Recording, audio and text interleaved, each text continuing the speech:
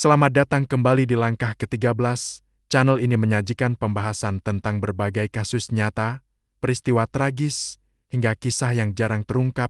Kami berusaha menghadirkan informasi secara objektif, berdasarkan fakta yang tersedia. Jika Anda tertarik dengan konten investigasi, dokumenter, dan cerita kehidupan nyata, Anda berada di tempat yang tepat.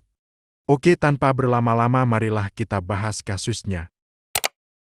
Pagi itu di sebuah rumah kontrakan di Cipocok Jaya, Kota Serang, suasananya terasa sunyi, terlalu sunyi, sampai akhirnya pecah oleh teriakan anak kecil, seorang anak yang keluar dari dalam rumah sambil menangis. Ia menghampiri tetangga dan berkata dengan polos, "Mama nggak bangun-bangun, papa ada di dalam karung." Warga yang mendengar tentu kaget, siapa yang tak akan? Dengan penuh rasa penasaran dan khawatir, mereka pun masuk ke dalam rumah, dan disitulah semuanya berubah. Di dalam kamar tidur, mereka menemukan sosok perempuan dewasa terbujur kaku, tangannya terikat, wajahnya lebam, nafasnya sudah tak ada, dan di dapur, ada sosok pria tubuhnya juga terikat, tapi masih hidup dan yang mengejutkan, ia berada di dalam karung. Warga spontan mengira ini adalah aksi perampokan, mungkin sekeluarga ini jadi korban orang tak dikenal, tapi ada yang janggal. Polisi datang, dan mereka pun mulai mencermati lebih dalam.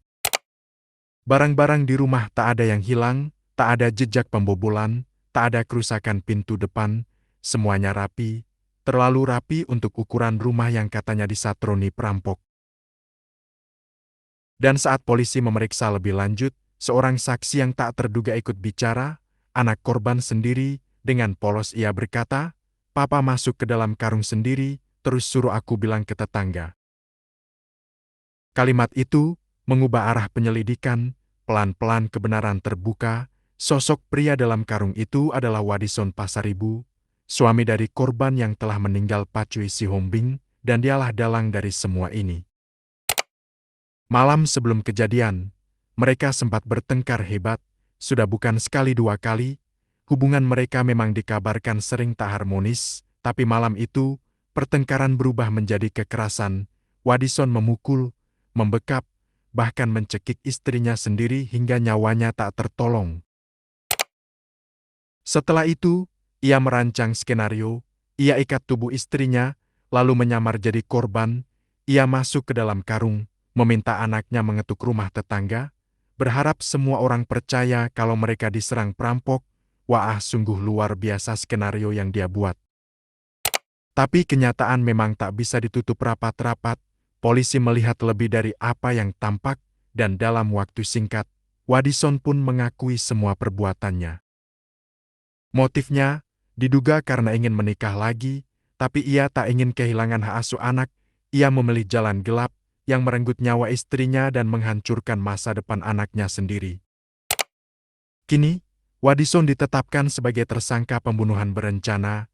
Ia dijerat dengan pasal 340 KUHP, pasal berat dengan ancaman hukuman seumur hidup atau bahkan hukuman mati. Tapi di balik hukuman itu, ada satu luka yang lebih dalam, anak kecil yang kini hidup tanpa sosok ibu, dan harus menerima kenyataan bahwa ayahnya sendiri adalah pelaku dari tragedi ini. Kisah ini jadi pengingat buat kita semua, bahwa kekerasan dalam rumah tangga bukan sekadar masalah pribadi, ia bisa tumbuh diam-diam, meledak tiba-tiba, dan menyisakan luka yang tak mudah disembuhkan. Terima kasih sudah menemani cerita ini sampai akhir. Jangan lupa jaga diri, hargai setiap momen bersama orang-orang tercinta, dan yang paling penting, subscribe agar kita bisa terus berbagi cerita. Sampai jumpa di video berikutnya.